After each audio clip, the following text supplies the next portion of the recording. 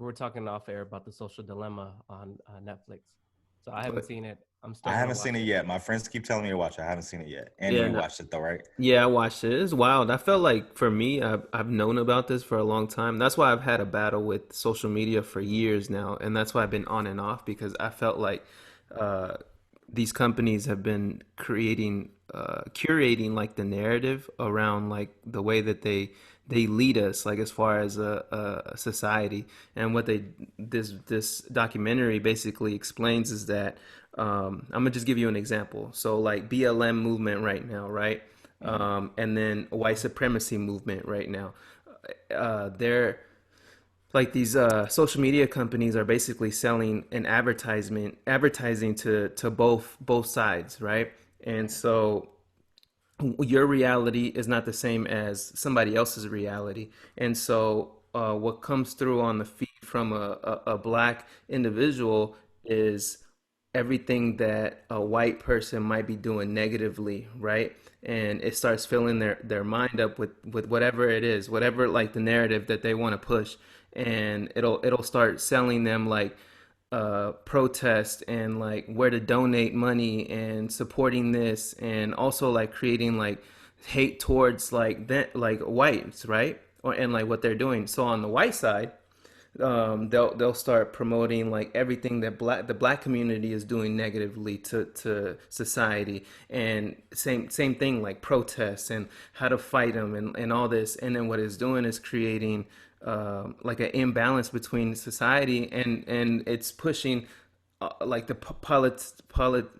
political vote one way, political vote this way, and it's creating tension. And ultimately, I mean, the internet was created and social media was created for a positive effect, right, for humanity, because it was able to connect people from all the way around the world and promote positive things and whatnot. But slowly but surely, the finances behind it got behind it, and it became profitable, and the product, which is us, became the profit. And then what it's doing is pushing us to move a certain way, whether we like it or not, whether we know it or not. Like what we see is all directed. Like there's somebody behind that has the algorithm so figured out that they're directing our lives.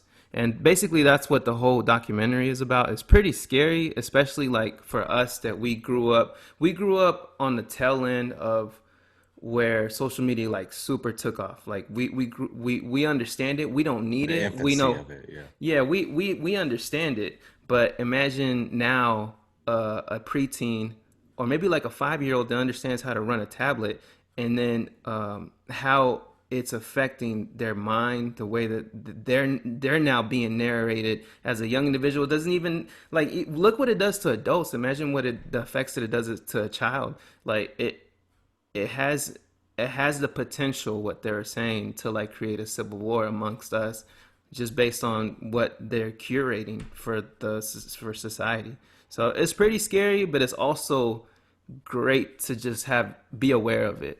So I Yeah. I recommend it. I recommend watching it. So a few things. I think we're all like in that.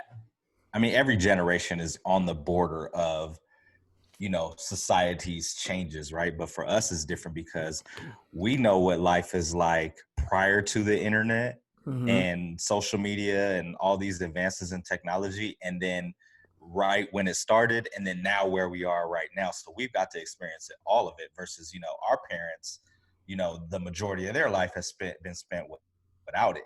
So, Hmm. it's a little bit difficult for them to get on to whatever the new thing is. And then, like you said, you have, the 20s, the teens, and the younger kids right now, that's pretty much all they know. So they don't know life without it and what it's like, right?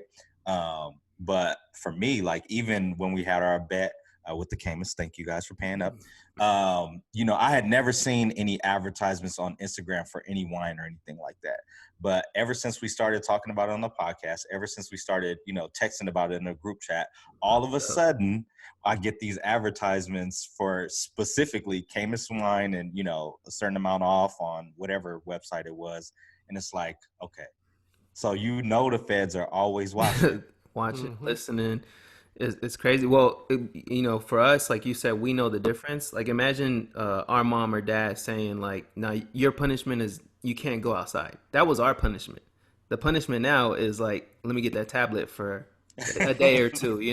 It's Yeah. that's the complete difference right there. So it's a different world for sure. But how do you even do that right now? Like, you guys are parents. So how do you even punish somebody by taking that away when they really do need to use it for schoolwork with this pandemic going on, That's tough. It's all controlled. Like, you can't, at least for me, like, and everybody parents different. At least for me, you can't take it away because then you'll be handicapping them, like, as far as like what they need in the future, right? But it's all controllable as much as you can. Like, you set a certain time schedule for them to be on it, and then once it's done, it's done. You move on to something else. I woke up today with looked at my Instagram feed, and I saw, what was it? Cognac champagne. I was like, okay. I'm trying to get them. Hey, like, hey, Jesse's the one. They're coming after Jesse. I was like, okay. Hey, how many bikes you buy? Just He said, I'm gonna get into that, but I was like, Cognac champagne. I was like, what is this? And I was like, okay. I looked at it, it's like $119 a bottle. I'm like, why do they keep influencing us to get into these high end stuff? Hey, but that's what's crazy too, though. Going back to the kid thing, like with the them needing to learn virtually. It's funny because I see a lot of friends and family posting pictures and videos of their kids underneath the covers with the tablet, supposedly supposed to be learning and doing class, but they actually sleep or playing other games. Wow. Hey, but see, that's where your reality and Blevin's reality is totally different. So his was wine, yours is cognac. It's similar, but imagine like vice versa. Like everybody has they're pushing something on everybody. But I'm gonna tell you something too, because you remember you sent us that bike that you were thinking about getting, that expensive one. I sent it to you. Yeah. Okay. I thought you put it in the group chat. Yeah. But ever since then, Instagram's been showing me expensive bikes. No, the first bike, not the electric bike. This was about 2 months ago. When you sent it to Andy about the dropper post, everything that we're talking about, right? So Instagram's been sending me pictures of bikes, expensive bikes, for the last 2 months. For the last 2 months, every other feed. That's because they know you're. Is a high and end how many? bike. And okay, so it's been 2 months, right? Right. How many have you bought in that 2 months? I haven't, but this is how it brainwashes you. So I was doing, I was facilitating a learning, right? And one of the questions that was icebreaker is like, hey, if money was no object, and you had a hobby, like what would it be? I was thinking about buying that expensive bike. I was like, in my head, I was like, well, if money was an object and the hobby that I like is biking, I will probably buy like 5 different mountain bikes, right? Because there's so many different bikes for each different trails or what you plan on doing, right? So it's just crazy how the last 2 months they've been pushing me. And I've been looking, I'm not buying, but I'll look, I'm like, okay, that's a nice one. Oh, $5,000, okay. But it doesn't cost much for them to do that. So they'll wait the 2 to 3 months for you to finally. They're like, we gonna get him. We gonna get him. Yeah. So we gonna wait him out. Mm-hmm. And that's what the whole thing is about. Like a company, let's say Best Buy, and then they go to like IG and they say, hey, I want 100,000 people like traffic to my website. Well, IG is gonna curate that and make that traffic come somewhere, one way or another, and they're gonna be pushing it.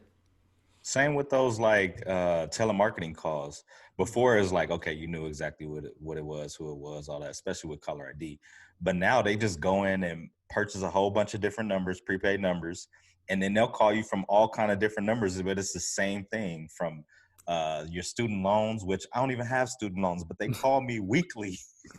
Yep. To a trip. Yeah, your car warranty, like for you, your bike warranty, but a whole bunch of other stuff. It's crazy how they try to get you, but all it takes is one for them to really make some money. But yeah, true. And I'm not gonna lie, they be throwing to their stuff that I need. There's like this Ninja juicer for $100. I was like, whoa, keeps 3 quarts of pulp out. I was like, okay. No wonder they keep targeting you. You're an easy target, man. That's like on end caps when you're about to pay at the cashier register. It's the same thing. Impulse buys, yeah. It's an impulse buy, and then it's so easy on the internet because it's a click. And then you saw the icing machine that I sent you. Like, How they know I like ice Oh cream? my gosh, damn, they got you. No, Like, they're targeting you. how do But they the know I crazy like ice thing cream? is, you'll end up doing it like they make it sound so sweet, but then you won't get it for like 3-4 months, For Yeah. real. and it's the quality is poor, whatever it is Uh-huh. that you bought. That was That's from Saks Fifth too. They know that's my website. oh my gosh, yo. They got Jesse's spending habits down. They got you. They're like, I don't even need to do the weekly spend segment. I'm just gonna post my Twitter feed. Yo, Hey, Twitter, what do you want me to buy? All right. don't say that because they're gonna start recommending. They heard you right now, the feds. Yeah, but I recommend watching it though. If you guys haven't caught it, definitely check it out on Netflix Today or tomorrow, I'll be on it. for sure. Shocks for Oh, bikes. Oh my gosh. gosh, That's crazy. You see? Hey, you need Yeah. it though. You need it. No, hey, those shocks go about $2,000 just for the shocks. Damn, come on, Jesse. You might as well buy a new car, buddy.